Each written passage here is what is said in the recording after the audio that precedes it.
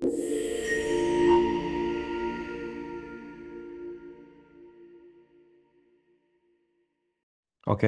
maybe we'll start by introducing ourselves. I'm Ade. My background is an architect. I'm heading the architecture and development group from the company. And then there's Amanda. Yes, I'm Amanda. So my background is not at all sustainability, but I'm heading the sustainability department at Potato Head. So my background is food and wine. So I don't know if you guys know Potato Head. So Potato Head is actually it's a regenerative hospitality brand inspired by Bali for the world. It is actually we started with a small restaurant, and then our second outlet was our beach club, and it was really started from a passion from our founder, and then it has evolved so much, and now we becoming a hospitality company. So for us, we start Potterhead with a simple idea. It's a desire to create a cool experience with great food, drinks, and never be pretentious. As more people joined, we expanded the idea to a beach club for good friends to have good times at a great place. And we recognize that good times are made better by doing good. So really what we're trying to give, it's if a experience, this experience is not just through serving good food or just having a good time, but it's actually something that every guest, every anyone that comes to our property will have an understanding on every touch point that we do, whether it's coming from the wellness or sustainability, art and design, and F&B. So for us, having Bali in our home, what we're trying to do is that we're trying to really enhance the local culture. We know that Bali is one of the few places in the world that still has that local and very strong culture, and have a lot of craft. So we really want to try to enhance that, but not really showcasing it in a traditional way, but we really want to mix that clash of duality. When we say by that, it's, it could be a mix between modernism and tropical. Because what we like about mixing these two, the hope is that we will create something that is beautiful. So like I said, this Potato Head is fueled by creativity. It consists of music, food, wellness, sustainability, art, and design. And the intention is really to do good, and we also having a good time. So this picture that you see in the back, this is a drone shot of our property. So that's the one of the pool from the hotel, and that is part of the building that was done by OMA and us. Our mission is to invite and enable people have an amazing time every day and to live the world better. Our vision is to be the lifestyle brand that enable consumer to a better way of living through products, service, and experience. And our mantra is good times and the good. So when we mean by our mission of this is that when we try to make something that is purposeful, but yet it has to be beautiful. Because if you don't make something that is not beautiful, then people will not tune in. People, whatever that you do, it has to be beautiful. It has to be balanced, right? It has to be what makes sense to your purpose if you want to get the message across. So this is the beach club. This is an architecture that was done by Indonesian architect. His name is Andra Matin. He's actually a very well known. The idea for this, it started off through a mutual friendship between our founder and him. It was started off with a simple napkin drawing, actually. Uh, uh, we wanted to create something that really and capture intimacy of someone being into one place. So Andra come up with this idea of almost like a C-shaped building where you capture around the surrounding. And there was no drawing for this. It was sort of like placed on site. It was just the architect and the founder and then figuring out, okay, which position does better. So it's almost like, building your own little castle here. And then after that, we built our first hotel, which we call the Potato Head Suite. This is also done by Andra Martin and our team. So when we work with when we collaborate with other designer, other architect, we always collaborate. The idea here is that because we primarily start as a lifestyle company, we want to be sure that whenever we work with someone, it has our identity in it. So which I think it's really important for the company. So it's not you solely, sending off your project to an architect and then come back something new, which typically you see if you going into having architect design something. But so this building, the idea of this building is actually was uh, uh, inspired by Balinese temple, which is a lot of the Balinese temple here are made either from bricks or from stone or sometimes from terrazzo. So this is we make about 1.8 million pieces. What we've done is actually we help two villages to bring back their old craft that is dying. So we help them visualize that again. We help them buy the equipment because we know there's a lot of craft there, but because the industry is dying, and then we help them do that. Next big hotel that we've done is the Potato Head Studio. This was designed by Rem Koolhaas OMA in Netherlands. It's also we work together with them. The design of this is actually they're preserving the whole ground floor as what they call the platform, and then all the program is elevated for the reason for a number of things. Number one is that this ground floor platform, which has uninterrupted view to see the ocean, it allows that kind of interaction where we have public and we also have private guests and staff to visually see each other, and it creates a slightly changed dynamic. And then it make you sort of like, if you're in the plaza, like you have that interaction, and then you see what people are doing. So the idea is that. So when we start doing this, so we sort of like, okay, we tap into several people that we think could be in a good team. So we actually partner up with a master weaver in Indonesia.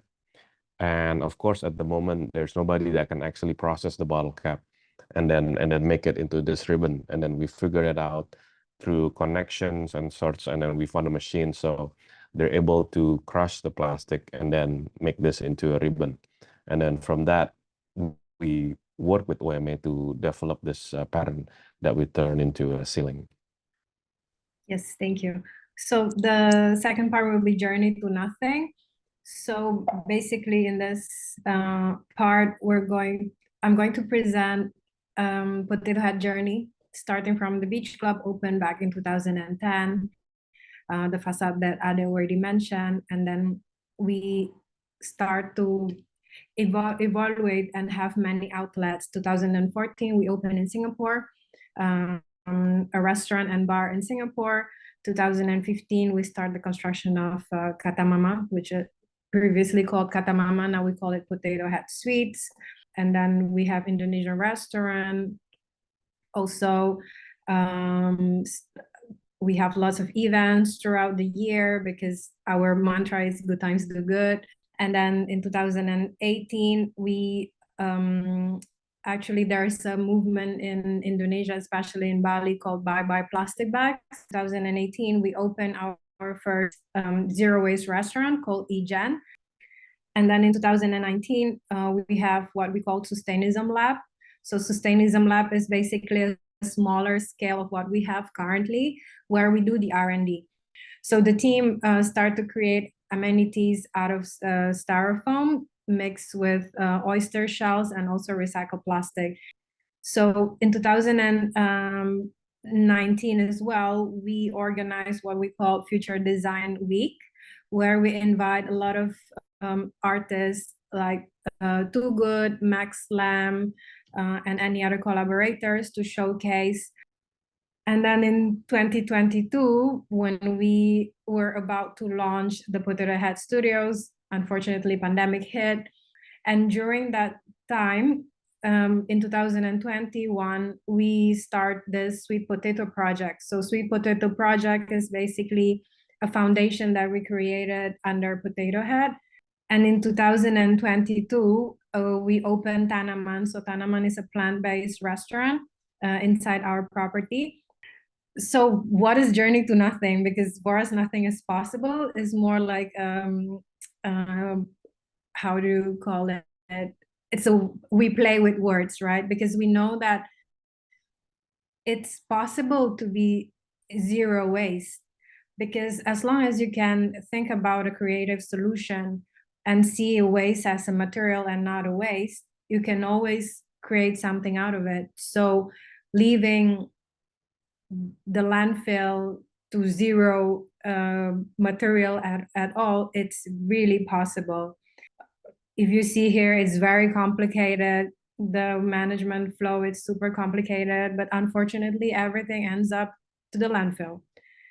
And the landfill, they want to close the landfill in Bali, and currently, until today, actually, we have 3 landfill on fire.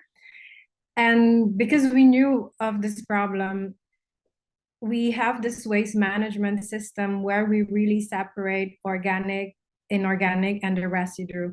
As you can see in here, if we compare it with another 4-star and 5-star hotel who doesn't really do their waste management correctly, there's a huge gap between 5% to landfill and 50% to landfill.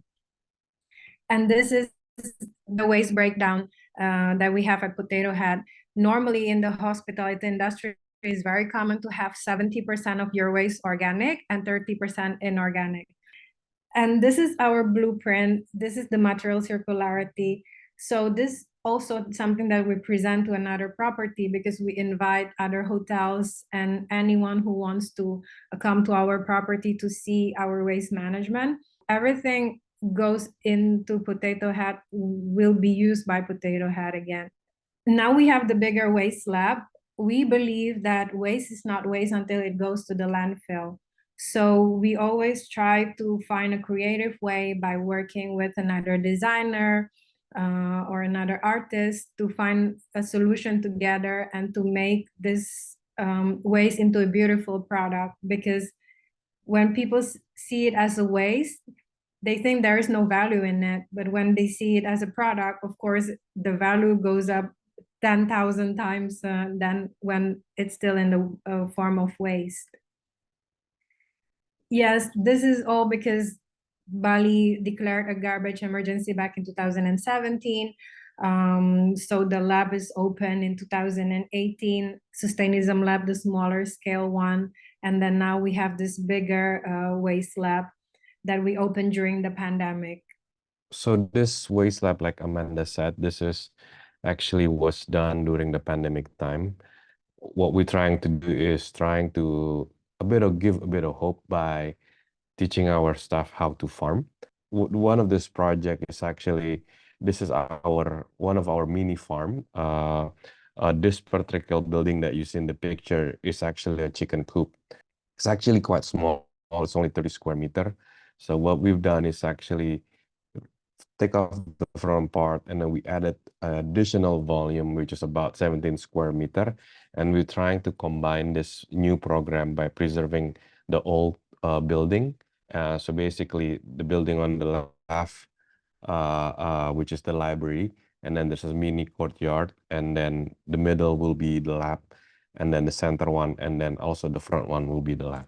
So this is sort of like the diagram. We want to make something that's really simple. So this building is made entirely from plastic recycled panel on the facade. So the system is actually a rainwater system. So we actually let water into that panel. And then the concrete, we also use a recycled concrete. And then we also replace the aggregate with plastic pallets. And then this picture on the right is actually a class table for a presentation. So this is also made entirely from plastic panel. So this is actually one of our first product. So we started off with an LDPE, which is a low quality plastic. Low quality plastic, it's similar to what you see in food wrapping, the food plastic thin sheet. Currently, this brick, it's being tested in 2 universities. One is in Udayana in Bali, and the other one it's in Netherlands. Sorry, not Netherlands, Denmark. Denmark Technology University. Our idea is that if this product is actually passed as far as toxicity and others, we're actually planning this to make into pavement. And then next is our styroshell. This is earlier what Amanda was talking about, trying to develop this styrofoam. This particular one on the right is actually we're making a bottle dispenser. So this will be filled with a whether soap, liquid soap, or lotion, or shampoo, etc. Also, we're making other stuff, whether it's trays or whether it's a paperboard or trash can. This is the amenities that we use in a hotel. This next one is the PET bottle strap. So this is an example of the ceiling that we did that we showed in an earlier picture for our ceiling in the hotel. It's a weaving technique, and it's also wrapping to create that shape. So the bottom part of that bridge is actually it's a rattan and a bamboo art piece that was made from a Balinese craft. This one is also another example. We call it the giraffe terrazzo. Aggregate is quite large. It's actually came out from our waste.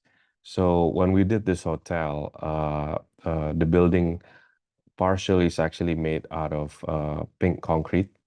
The reason that it's pink because this is our second hotel. Remembering we did the first hotel made out of brick.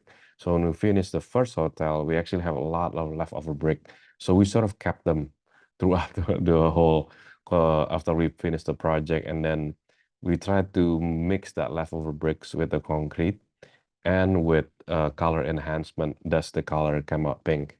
We're trying to elevate some of the quality when it gets to the touch point of the guests. So this picture on the left, this is our glass bottle that we serve in the room, and also the glass drinks. If you notice, it's not a very close-up picture. The glass is actually has little black dots. This black dot is actually it's a volcanic ascent that is quite common and quite unique in Bali. And then this one on the right is also a mix between volcanic and clay, so that you actually feel the texture in this ceramic. This is also trying to use both natural and also recycled material. Again, what we're trying to do here is to find a balance. It's not purely recycle, but sometimes we also want to use natural. And then that lamp that you see, it's we call it the ijuk, or what you say it's a thatch. The black thatch is actually quite common here in Bali. And then this picture on the right, this is also the rocks and the fabric. It's from a recycled fabric that we work together with a local craft here. So our big goal is really to have Bali zero waste.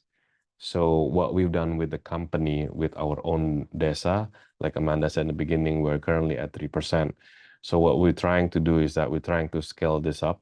So we are in the process of building our waste facility or other retail to join us. So when they join us, basically we will give them a training how to do your waste management.